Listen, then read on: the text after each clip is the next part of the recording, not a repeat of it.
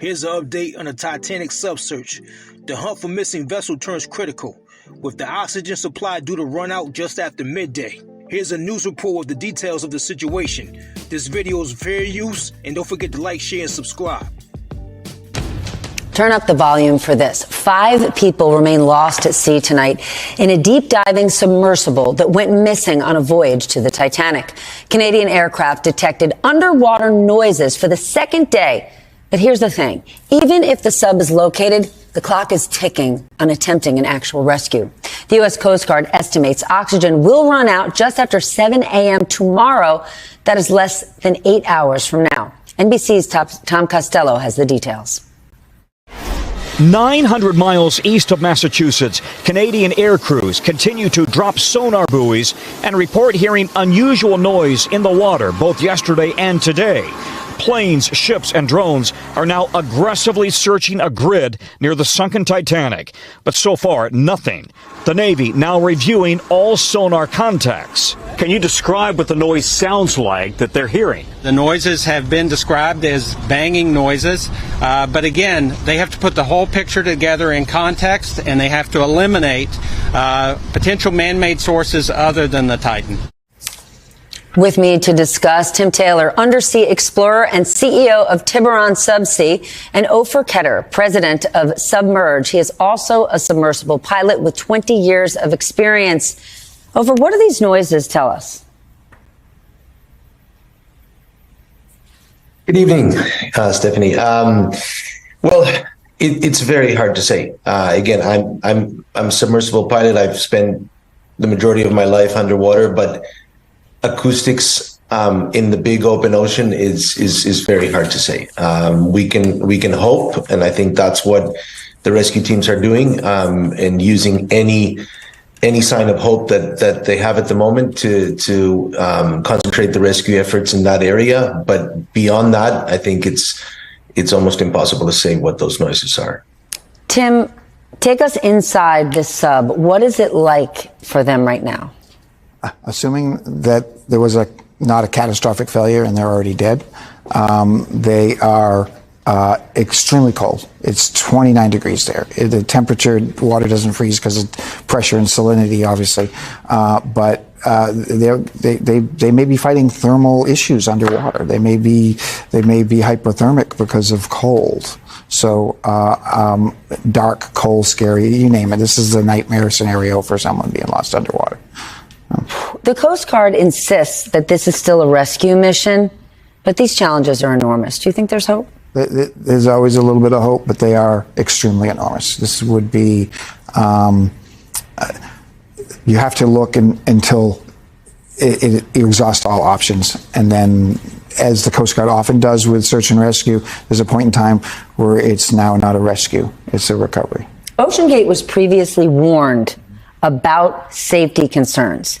As you are an owner of an underwater exploration company, what is your reaction to that? They were given warnings and they said, we're going ahead, we're adventurers. I have a lot of questions myself. I appreciate the exploration ethos. You want to go out and explore, you want to take a risk, you want to do that.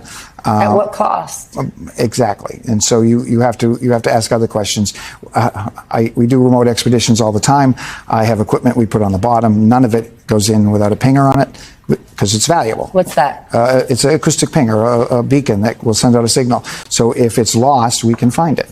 All right. So why wouldn't they have done that? Just cheaped out? I don't know. Okay. So what do you think? What do I think?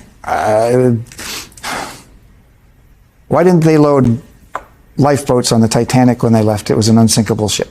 But didn't we learn anything from the Titanic? Maybe it needs to be learned all over again.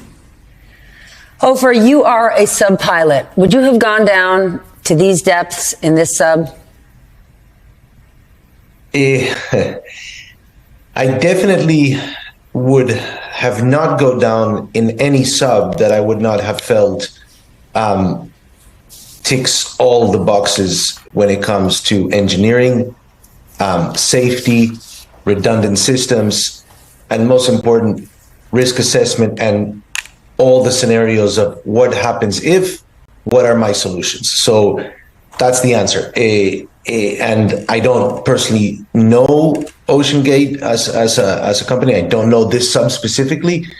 But again, all those questions that you're asking and everybody's asking are true, and are those are the questions that need to be asked. Unfortunately, we don't have at the moment any answers to those questions.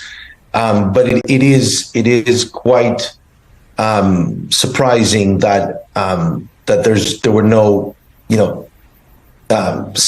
redundant safety systems, backup safety systems, and then definitely a scenario, if this happens, then how do we solve it, right? Which is what risk assessment is all about. So that would be my answer to that question. With risk assessment comes the cost of things. Right. And I know this may come across as insensitive, but this rescue mission is enormously expensive. Mm-hmm. It will cost millions and millions of dollars. And these people knowingly participated, took enormous risks, signed waivers that said you could perish on this trip. Who should be responsible for paying this massive bill? Not my job. Because not my job level to do that. But you could have an opinion. That's going to be right. If I need an ambulance to come, if I shoot off fireworks in my backyard, an ambulance comes, I'm paying for that. There's civilized rules of society. One of those is especially a law of the sea, someone's in trouble, we're going to go try to help. And that is sorting that out. Who's going to be responsible and pay? What lessons we're going to learn from this is the next part of this story. And there are billionaires on board. How much would those billionaires want to pay right now to have an ROV, but that would have been on that boat all the time, ready to go? All right, do you think they would have paid any price? I think they would have, and they may have paid the ultimate price. They may have paid the ultimate price, and we certainly hope so let me know what you'll they get rescued soon. Me personally, I don't know what the correlation is between people having a lot of money and doing death-defying stunts like this. I won't do nothing like this. Not doing this otherworldly stuff. None of this unorthodox stuff. Let me know what you'll think in the comments. The AP channel, where we cover all subjects, whether you like it or not. And don't forget to subscribe and share.